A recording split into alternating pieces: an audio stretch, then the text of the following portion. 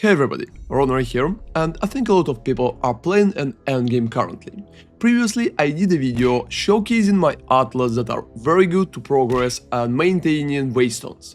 But in this video I want to showcase what kind of atlas I'm using in the endgame to farm my currency, to improve the chances of good things to drop, and how exactly I'm making sure that, for example, my breaches are providing as much currency as possible. Let's go. So let's start with Atlas. Right now I'm still using Rising Danger because 15% increase rare monsters in your maps is a pretty strong buff. It should work for breaches, it should work for normal monsters, and it should work in general. Since more rares usually means more loot, I think Rising Danger is worth it in almost all iterations. Down here I have Bountiful Bloodlines. I honestly don't think that magic monsters in your maps are really important. But since we are going to go down here anyway, getting Bountiful Bloodlines is just necessary because it is on the way. However, I'm still investing 1 point into expanding hordes for 20% increased magic pack size. It is not a very good node, but I think for 1 point it is worth it. It could be replaced, and if you don't really want to pick it, I'm going to showcase a little later what else you can pick instead. So passing down here we have Deadly Evolution. Deadly Evolution is still absolutely a must, because it's going to buff all your rares. Rares from mechanics, rares that are just in the map, and all of them are going to drop more loot. So Deadly Evolution right now is one of the most important parts of the Atlas that are helping you with the loot. We've been using it previously, but right now it's even more important if you are stacking a lot of tablets, a lot of rares, and a lot of monsters in the map as well. So after that, lower part of the atlas is completely finished and we are going to the right. At the right, I'm picking Constant Crossroads for increased quantity of Waystones and Lucky Pillage. I think additional quantity and rarity, even if a little, feels pretty good right now. Because rarity provides significantly more loot, you can stack it on the character and you can stack it on the map separately. So Lucky Pillage can give small but still pretty nice bonus here. And it's also a way how we are passing to the right. Constant Crossroads is nice and it's necessary to just pass. Small nodes here are just increased effect of explicit modifiers on your Waystones, and it should help with Waystone drop.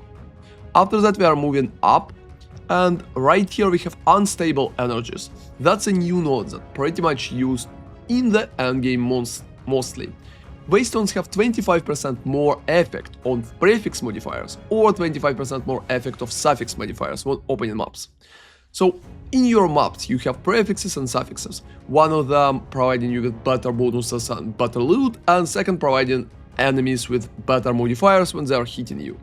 That way, with Unstable Energies, there's a chance that you will get additional bonus to prefix modifiers or to suffix modifiers, so it will increase your loot or make your enemies stronger. It's kinda random, but when it rolls additional bonuses for the loot, 25% is huge and it's providing a lot of bonuses. You also have additional pack size, which helps to make your maps less empty here. So going through the right and taking Unstable Energies, in my opinion, worth it.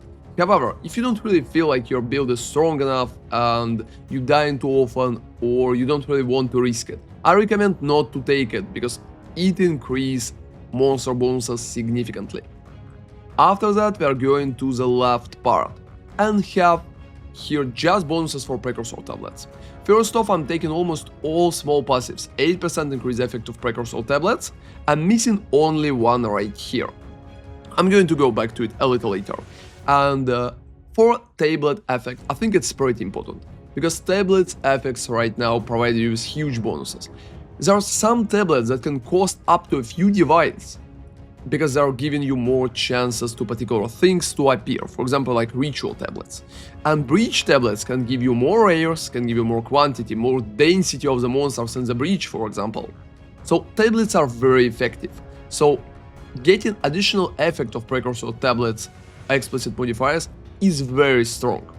Also, Remnants of Powers give 20% chance for double effect of Precursor tablets. As we already figured out, Precursors providing huge bonuses, and doubling it helps a lot.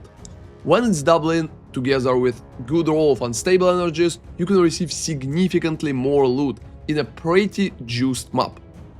To the left we have Enigmatic Intensification, 3% of increased effect of explicit modifiers on your Waystones for each precursor effect affecting map area. Since current meta for juicing is stacking precursor towers, and I already showcased that in my breach video, you can see it in the description. Right now, you can stack up to like 4 towers pretty easily and 2 almost everywhere. That way, receiving more explicit modifiers will help you with Waystone drop, for example. And since we are not going to Grueling Journey anymore, getting that bonus is mandatory to make sure that you're dropping enough Waystones. Going here, I'm taking Precursor Influence for 30% increased quantity of tablets, but if you feel like you have too many tablets, I would probably replace Precursor Influence just with Tablet Effect. It could be an option, but I don't really think that I could have enough Precursor tablets, especially if those are random, so I'm picking it to roll as many of them are possible. Some of them are dropping with only like 5 improvements instead of 10, and that way I prefer not to use them. So here we have Local Knowledge. Local Knowledge is working very good right now. It's providing different bonuses. For example, Socketed Currency is very noticeable, Basic Currency is very noticeable too, and it's working very nice. And down here we have Teeming Hordes. It increases number of monster packs in your map.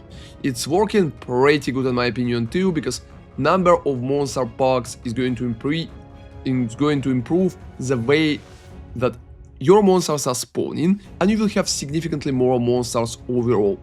So currently the whole tree look like that, and here we are taking rares, magic pack, deadly evolution, unstable, and all precursor bonuses.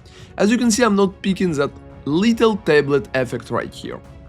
I honestly think that it's worth it in some cases. So if you have too many precursor tablets, you can replace 1 point here. Or, if you don't really care about expanding hordes, which is not really effective, let's be honest, you can take table effect instead, so we can replace expanding hordes with tablet effect.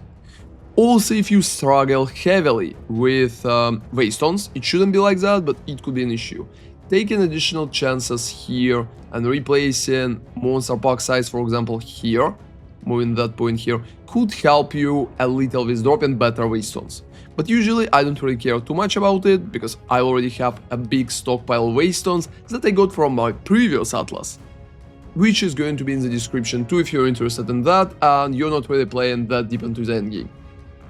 So I think such approach should be very effective for what we currently have and should provide you with a lot of currency, especially if Remnants of Power were always together with unstable energies, and if you have a lot of bonuses from precursor tablets, which is recommended for endgame juicing. And there's also another option which is pretty unusual, but I seen that some people really love it. You can drop Lucky Pillage 2 points together with Expanding Hordes and Precursor Influence. And after you will drop them, you can invest your 4 points into taking Corrupted Infusion. Corrupted Infusion is going to give you corrupted Waystones are corrupted in 1 additional time when used to traverse them up. It could improve them significantly, and it can also maintain your amount of tier 16s. If you're farming tier 15s, tier 16s pretty often, I think Corrupted Infusion can worth it at some point, because most of the 15s that you are currently farming should be corrupted, since you're searching for 16s. And in some cases, it could be an interesting option for general farm. However, if it's worth 4 points, it's completely up to you, because additional corruption can also change your tablets significantly. Some bonuses can go away. For example, if you had rarity, it will be corrupted again, and the Waystone by itself will lose a rarity, and it can also be very unpredictable. However, if you like to play with luck, it could be a decent option right now. That way you will take all the big nodes that we currently have in the Atlas, because we don't have that much of a choice. And if you don't prefer it, that's totally alright, because I, for example, play without it and just run basic version as I showcased. There's also a way when you're placing 1 points to Resonant Lattice for Imprisoned Monster in your map have 15% chance to have 2 additional essence. But rolling essences right now is not really that strong as an option, because most of the essences don't cost a lot. There are a few that should be pretty good, but generally it's not happening that often. And down here, we mostly have options for Waystones. I think treasure coves are not really providing a lot of value currently. Grueling Journey is kinda nice for Waystones, but it's too far, and we just can't reach it. Fortunate Path is not really good too, because you're going to add rarity to your Waystones anyway with the regular orbs. And the High Road is a pretty nice bonus if you struggle with Waystones, as I showcased in my previous video. So I think for endgame something like that, or the option with Corrupted and Fusion, should be one of the best options in general. You can also take, in theory, rare monsters duplicated, but since I'm for example playing Breach, I'm having a lot of rare monsters in there, and I think one monster duplicated is definitely not worth the investment of 2 points. So something like that, that's what I stopped with. So that's been my guide for endgame and currency oriented Atlas. Thank you very much for watching guys, and see you next time. ronarray out.